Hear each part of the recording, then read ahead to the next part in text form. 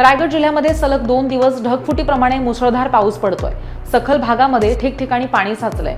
मुसळधार पावसाचा जोर वाढलाय, त्यामुळे जिल्ह्यामधल्या रोहातल्या कुंडलिका खालापूरमधल्या पाताळगंगा नदीनं सुद्धा इशारा पातळी ओलांडली आहे। तर नागोठणेमधल्या आंबा नदीनं सुद्धा इशारा पातळी गाठून घेतली आहे। पुढच्या काही तासांमध्येच पावसाचा जोर वाढण्याची सुद्धा शक्यता हवामान विभागाकडून वर्तवण्यात आली आहे। त्यामुळे आज शाळांना सुद्धा सुट्टी जाहीर करण्यात आली आहे।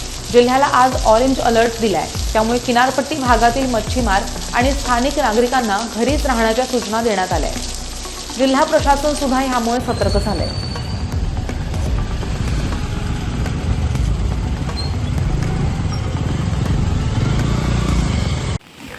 रायगड जिल्ह्यामध्ये काल सायंकाळपासून मुसळधार पावसाने हजेरी लावण्याचे चित्र पाहायला मिळत होते। जोरदार पडत असलेल्या पावसामुळे जनजीवन पूर्णपणे विस्कळीत झाल्याचे चित्र पाहायला मिळत आहे।